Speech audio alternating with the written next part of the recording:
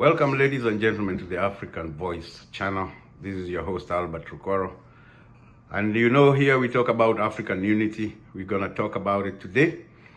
I would like us to think about this conflict in Niger and the place of ECOWAS in the whole process. As you recall, there was a coup not too long ago in Niger where the military overthrew the government, the democratically elected government in Niger. And the main gripe is that the government is not working for the people. It is working for France. And it has been proven that that is true. France does take a lot of Niger's main export, that is its uranium. And it uses that uranium not only to produce its nuclear weapons. I think France has quite a bit of arsenal, nuclear arsenal, but also to power its nuclear power plants. Electricity generation in France, a lot of it is through nuclear power plants. And they continue to do that. They take it for cheap. They go produce electricity over there. They give their people and their industries affordable electricity. While in Niger, people don't even have electricity. People use diesel generators for electricity and for power. And that is just not right, especially because they're also getting it for almost free. They are getting it very cheaply. And Niger has always been under the thumb of France. France has a military base in Niger. They control the economy. People of Niger use the French franc as the African French franc, some funny financial currency thing that is controlled by the Bank of France and not the Bank of Niger. And that is just so sad. And these military boys have said, no, we don't want that. Our people have been struggling, our people have been suffering, and we don't want that to continue. And they have taken over power. Of course, France and its friends, like the United States and Britain and others, have come out very strongly against that move by the military in Niger. And they recruited ECOWAS, the Economic Community of West African States. These are countries that have come together, like the East African Community or the South African Development Community. All these communities, they are there to try and integrate these economies and make them work together. But ECOWAS came in and told these people, gave them a deadline that you need to give up power, you need to give it back to the guy that you overthrew, and we are giving you until Sunday. They gave them a deadline. And of course, the people of Niger said no. The new government in Niger said no. We will not allow you to come here and work for the imperialists. We don't care who you are. We are going to do our thing because our people have to finally be free. And something happened that has never happened in Africa before, and this is very encouraging. Usually when a country is faced with a situation like the one facing Niger, they are left on their own, and they are manipulated. They are sometimes even invaded, and things go back to normal, the normal that these imperialists want us to believe is the normal. But for the first time, two other countries, Burkina Faso, led by Ibrahim Traore, a young, charismatic soldier, they said Burkina Faso and Mali, the neighbors who neighbor Niger, they said no. If you touch Niger, we are joining. And that is not heard of. That is unheard of in Africa, where other countries come in and help the country that is under siege. And when you think about it, that is the same arrangement that NATO, the North Atlantic Treaty Organization, that brings in together America and Europe. That is the treaty they have. That is the essence of their treaty, that if you touch one of us, you are touching all of us. And that clause has never actually been used. The first time that article was used was after 9/11, when America was attacked.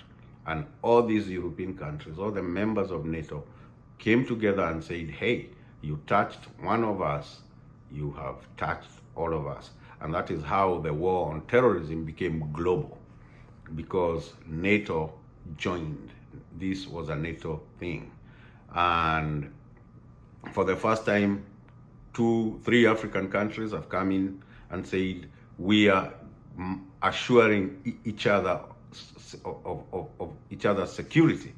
And it doesn't matter who is coming, whether it's ECOWAS, our fellow Africans, or it's France or America. If you touch one of us, you're touching all of us. And that is revolutionary, if you ask me.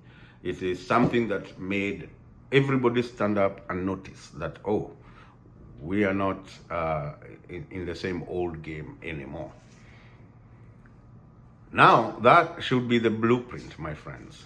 That is the blueprint. This deadline came and it passed because of that one thing that these countries did. They said, we are together. And so ECOWAS has backed off.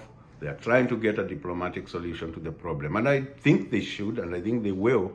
But that diplomatic solution should not come at the expense of the people of Niger, and it should not come at the benefit of any outsiders, any foreign masters.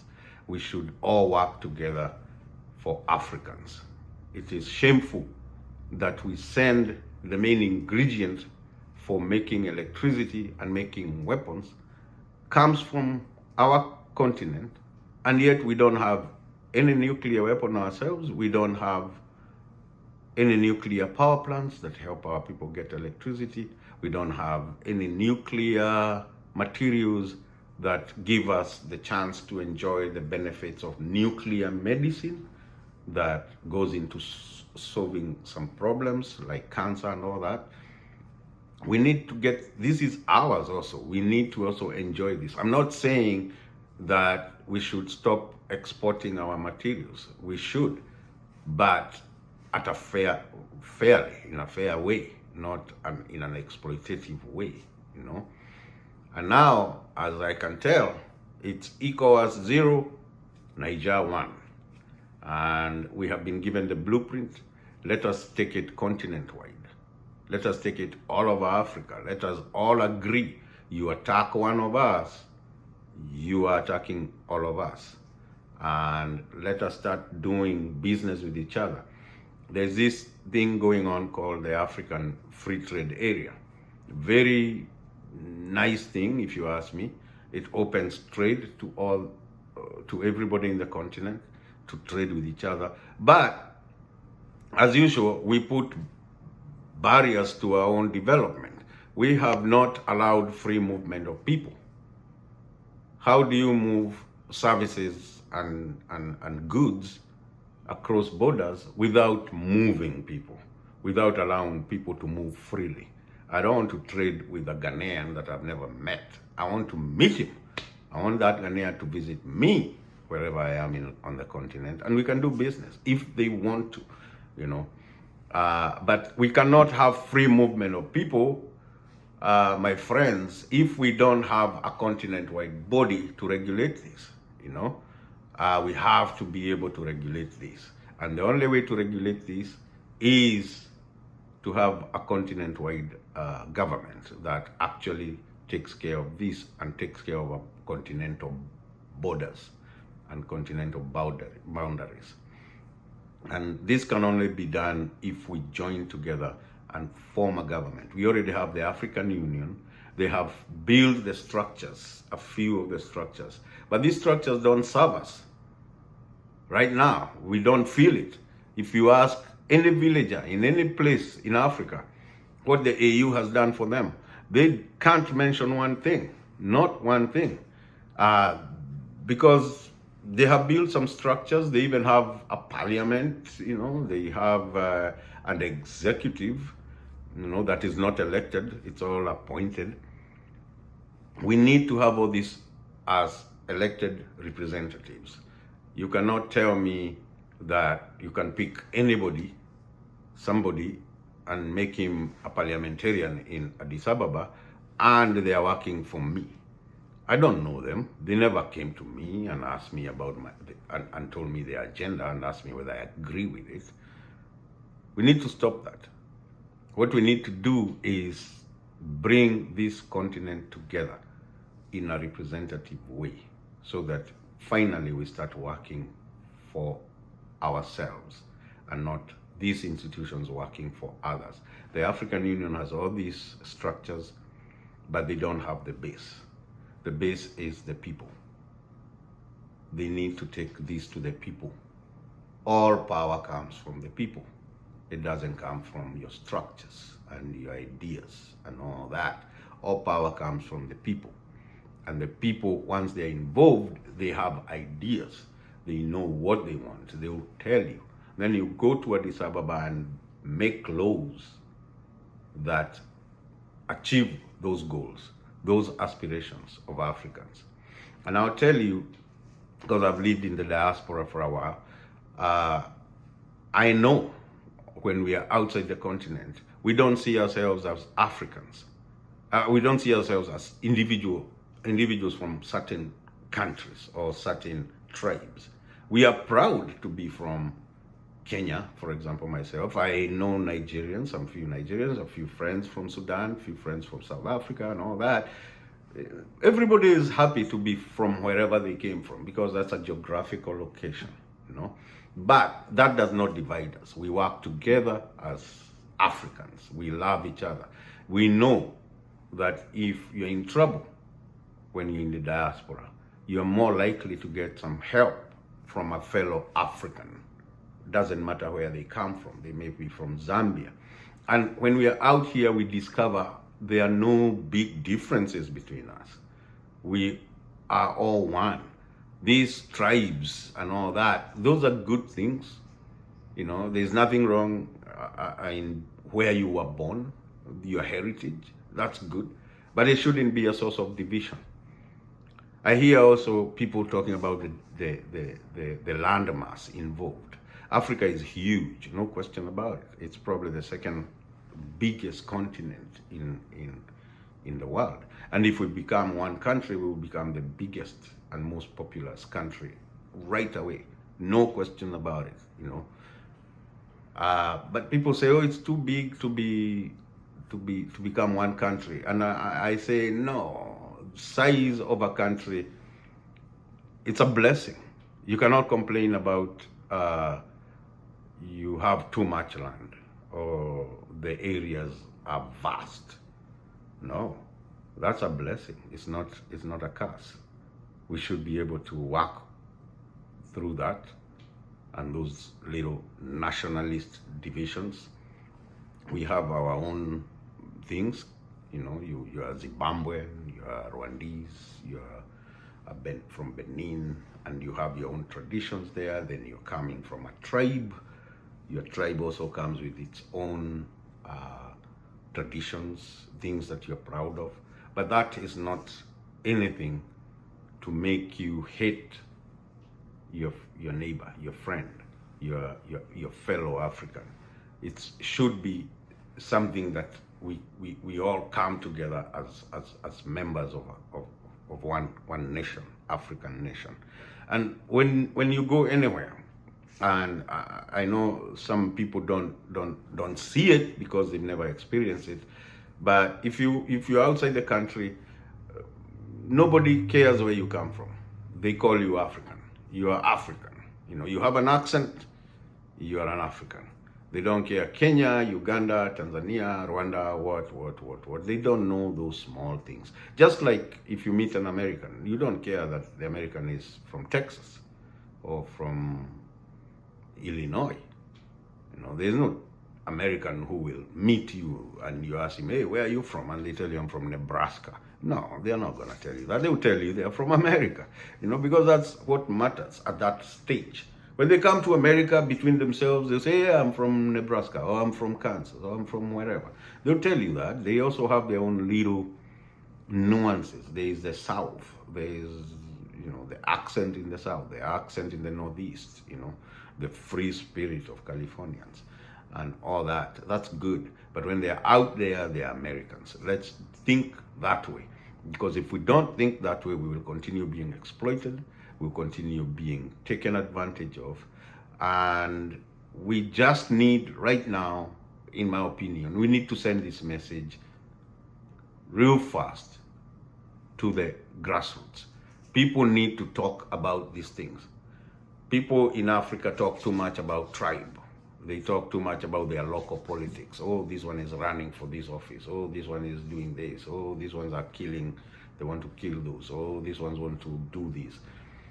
And that's fine.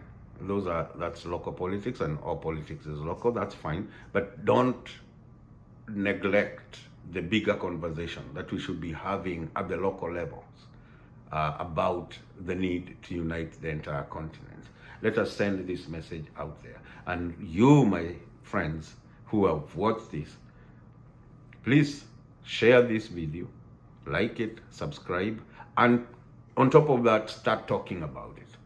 Start talking to your friends about it, to your neighbors, to your family, to your co-workers about this, because this will not happen unless it comes from the grassroots. These people, we have tried this. It is not a new idea. Since before our countries got independence in the 60s, we were talking about it. We've been here all these years, still talking about it. But the reason it never gets anywhere is because the conversations are not usually from the grassroots. They're not from the villagers. They don't know what it is, what's in it for them. Let's take it to them. Let them talk about it. And nobody will take it to them. It's just you and me. Just us. We don't have anybody else to take this message to anybody. Americans will not come here, come to America and help you take this message to the villagers, to the people in the grassroots, to the people in the slums, to the people in the townships. This message can only come from all of us, the ones who are getting exposed through social media and through forums like this and many others. Let's take this message to the grassroots. Let's talk about it. Let's see whether we could have a poll done. There are many things we could do, but we don't have time. We have a lot of kids who don't have opportunities. We have a lot of old people whose little countries cannot afford to take care of them in their old age, because they have lived in a world where their labor has just been exploited. So they don't have good retirement systems anywhere in Africa. There is nowhere in Africa where old people are not going through some problems, some hell compared to other countries. Our healthcare system, our education system, our infrastructure, all these things, we need to start working on them, and we will not be able to work on them unless we join, we be together. Let's hope we send this message. I hope that you will join this movement. Please share this video, subscribe, like it, put a notification so that when I put another video, you will be notified. And thank you so much for the encouraging words I get from you, my subscribers, and you, my friends. And let's keep pushing this ball. It's a big ball, but once it starts rolling, my friend, we will change the world. We will change the world. Thank you and have a good day. Bye-bye.